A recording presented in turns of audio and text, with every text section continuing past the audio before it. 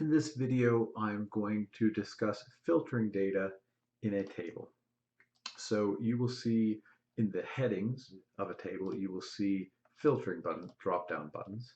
So we can filter on year or data in this particular table. If I click year, I can, rather than seeing all data, select particular years to look at. So this just lets me zoom in and focus on particular data points. I can do a number filter. Again, there are numbers in this. So if I want to see all data between 1970 and 2010, then I get the data between 1970 and 2010. If I want to clear my filter, I click clear and it brings me back all of my data.